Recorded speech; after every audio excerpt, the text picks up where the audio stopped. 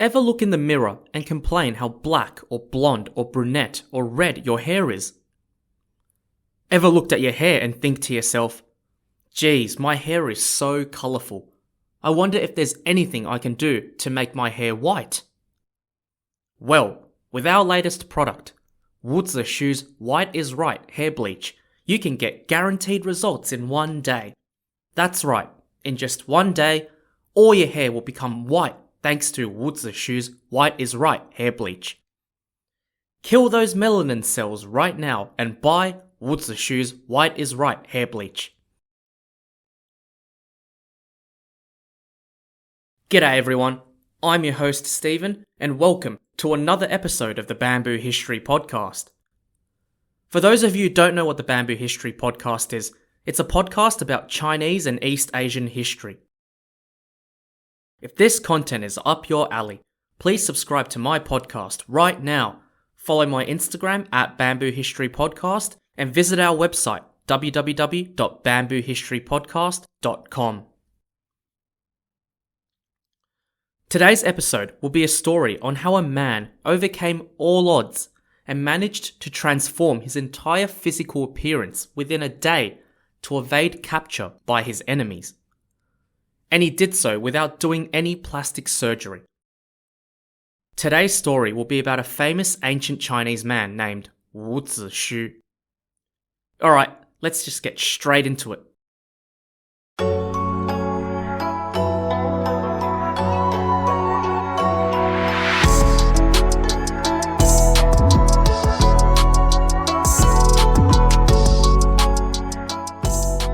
Wu Zishu, spelt Wuzixu, was an army general and politician during the spring and autumn period in ancient China. Just for a bit of background, the spring and autumn period was a period in China where China was fragmented and split up into many states and city-states. Wu Zishu was born sometime in the 6th century BCE in the state of Chu, spelt Chu. His father, Wu Shi, was a minister in the Chu government, and later on became the principal teacher of the Crown Prince Jian, spelt Jian. And because of this, Wu Zishu most likely had a very comfortable childhood, given his father's status. However, something then happened that changed Wu Zishu's life forever. The king of Chu, whose name was Ping, spelt Ping, had decided it was finally time for his son, the Crown Prince Jian, to marry. The king sent one of his ministers, Fei Wuji, spelt Feiwuji, to a neighbouring state to find a bride for his son, the Prince Jian. Fei Wuji at the time was one of the prince's tutors, and his boss was the prince's main teacher, Wu Zishu's father, Wu Shi. Fei Wuji went to the neighbouring state and managed to score a princess from that state for the Prince Jian to marry. But then, Fei Wuji noticed how hot the princess was. He was like, "Whoa!" So instead, to win favour of the king, Fei Wuji induced the king to take her as the wife instead of his son. Imagine how angry the prince would have been hearing this, knowing that his old man would be taking his woman away from him, the woman that was rightly his to marry. Fei Wuji also predicted that the prince would get angry as well, so he hatched a plan to get rid of him.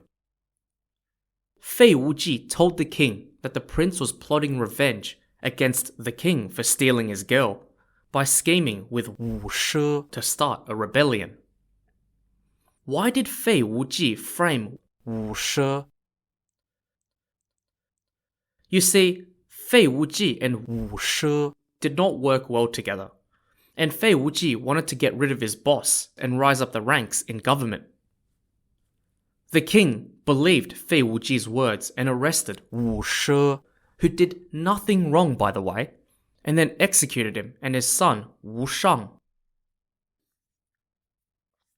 His other son, Wu Zishu, escaped the king's clutches, however, and swore revenge against the king and Fei Wuji for killing his father and his brother. After being on the run and being very stressed from evading capture by the Chu soldiers, he successfully escaped to the kingdom of Wu, spelt W-U. Listeners, it's now going to get a bit confusing, because Wu in Wu Zishu's name is similar to the pronunciation of Wu as in the kingdom. They are both spelt the same in English, but they are both pronounced in different tones in Chinese. For example, Wu in Wu Zishu and Wu in the kingdom of Wu, and they're also spelt differently as well in Chinese Hanzi characters. Anyway, back to the story. After Wu Zishu got to the kingdom of Wu, the ruler at the time was King Liao, but he became the advisor of the king's nephew instead, Prince Guang. Wu Zishu sensed that Prince Guang had something that was bugging him, almost as if he had a feeling of wanting to kill his uncle and usurp the throne. Wu Zishu felt that, rather than warn the king about this potential threat, he believed that Prince Guang would be more capable as a king, and actually convinced the prince to kill the king, even giving him suggestions of suitable assassins, like assassin referral.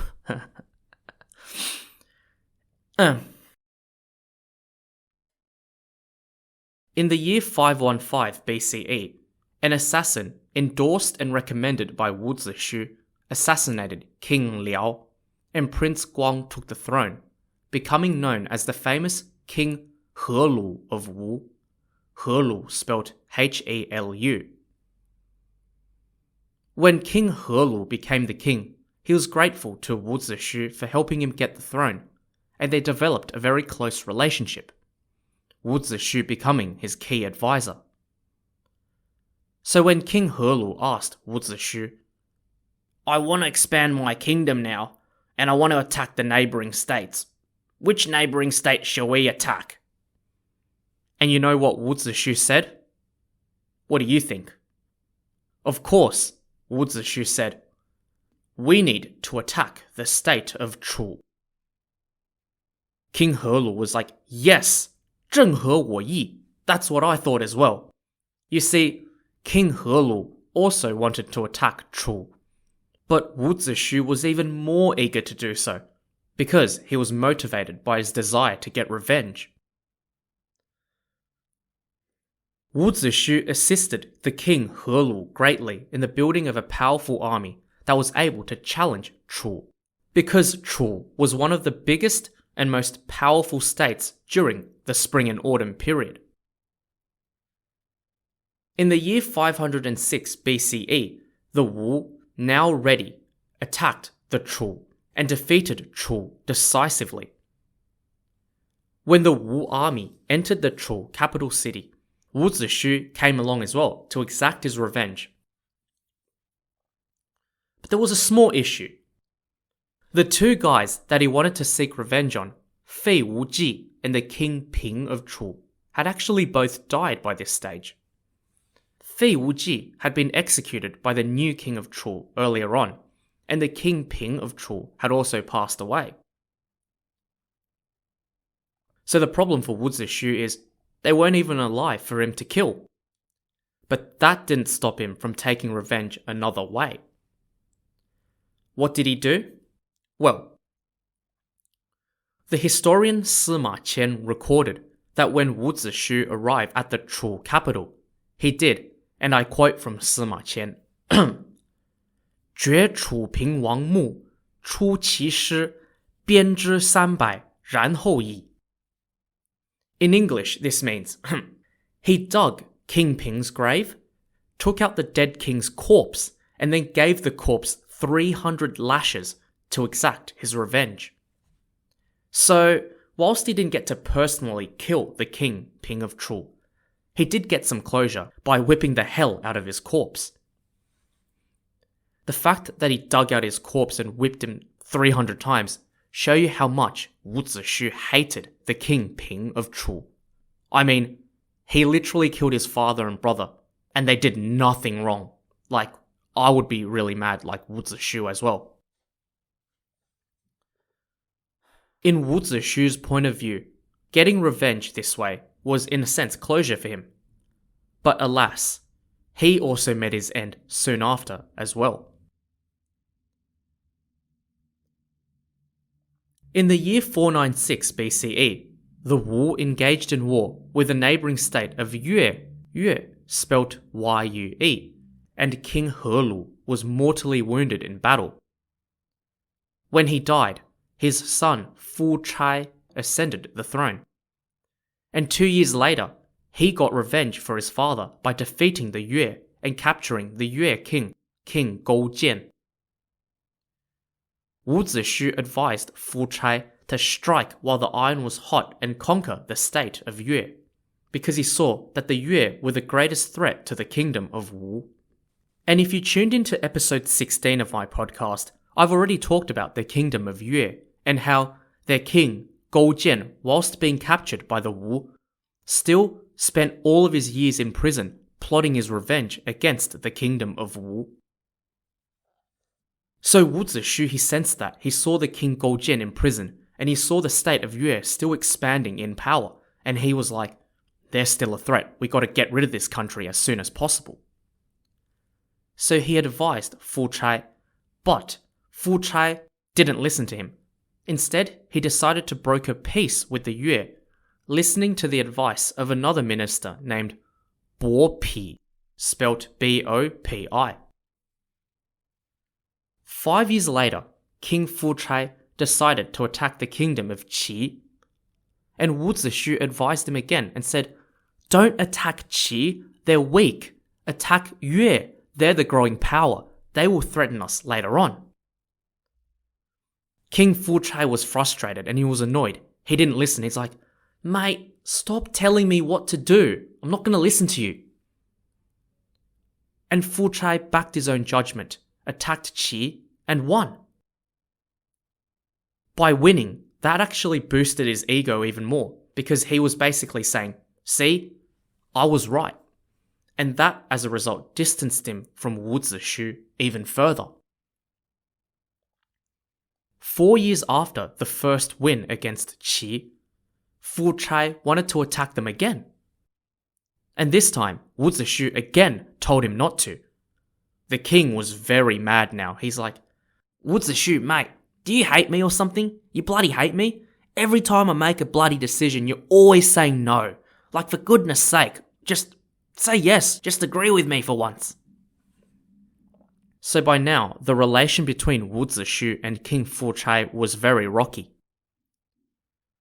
Bo Pi, Wu Zishu's political rival, used this to his advantage and started denouncing Wu Zishu in front of the king by saying things like, hey, oi, king, oi, majesty.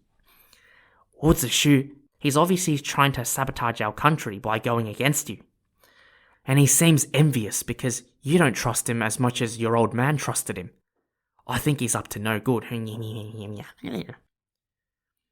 King Fu Chai, who already wasn't pleased with Wu Zishu, agreed with what Bo Pi was saying and sent a sword over to Wu Zishu's house. Now, the sword wasn't a birthday gift to Wu Zishu. The sword was actually for Wu Zishu to commit suicide for treason. What?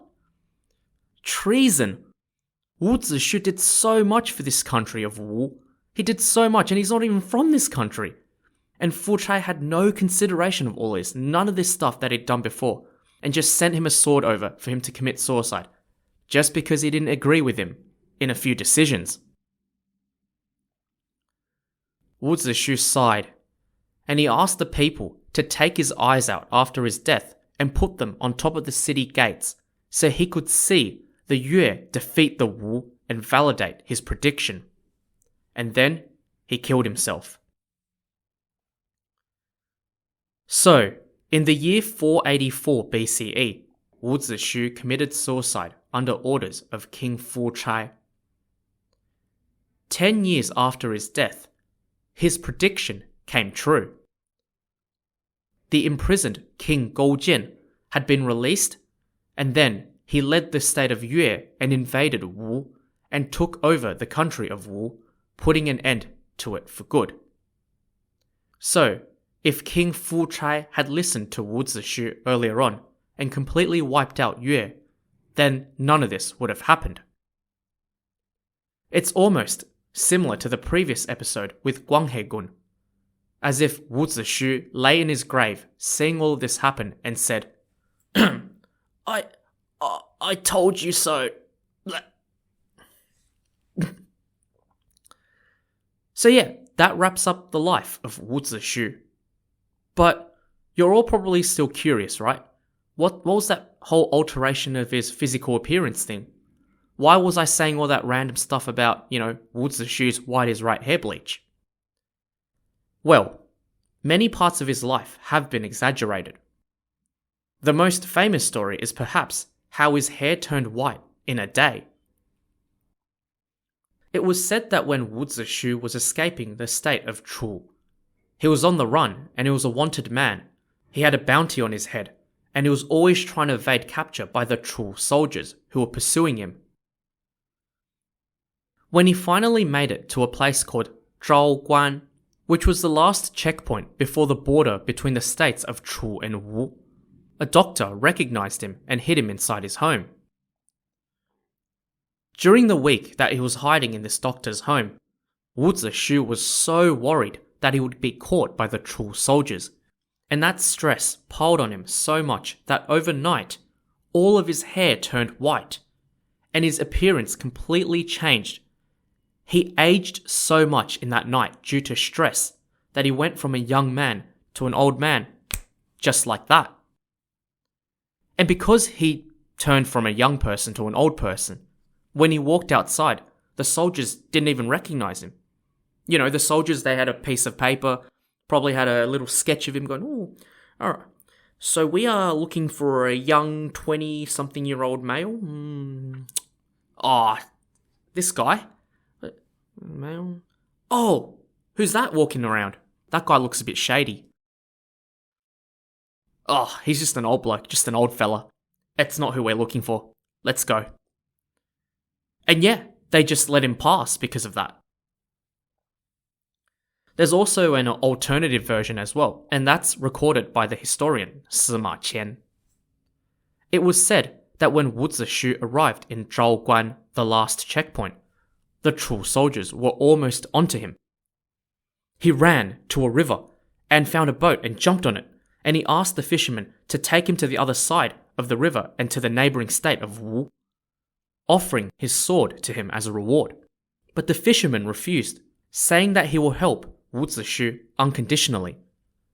And he said that he could have easily turned him in because there was a price on his head, but he wouldn't because he knew that Wu Zishu was innocent.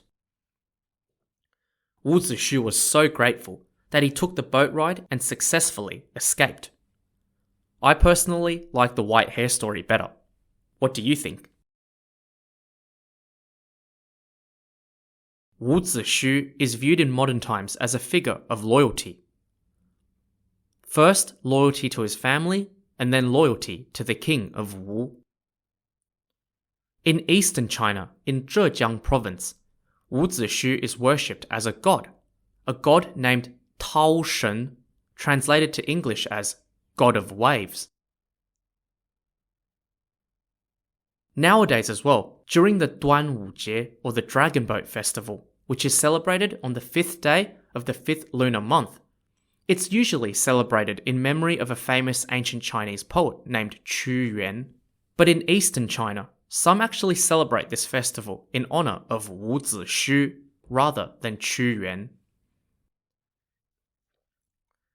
So my final thoughts are, yes, stress is linked to hair whitening based on my research on WebMD. But scientifically, it is not possible for all your hair to go white in a day, unless you used hair colouring. Wu Zishu was definitely a zealous man. He was so intent on getting revenge that he dug up the old king's corpse, and he stuck to his guns on invading the state of Yue, even if it meant angering the king Fu Chai. Such commitment to his family, to the king and to the country he was serving, is a trait that we should all aspire to. So yeah, that's it. That's the end of the story of Wu Zixu, the man whose hair became white in a day. If you like this content, please give me a thumbs up, leave some feedback, or just appreciate it. Remember, before you go, don't forget to subscribe to my podcast, follow my Instagram, and visit my website. If you want to contact me with feedback, topic suggestions, general comments, or want to come onto my show, please DM me on my Instagram or email me. I'll leave all these details in the description box below. Alright now, it's time to go. Remember, please go ahead and buy the limited edition product, Wu Zixu's White is Right hair bleach. That's Wu Zixu's White is Right hair bleach. Thanks everyone for listening. Enjoy the rest of your day or evening, and I'll see you all next time on the Bamboo History Podcast. Bye for now.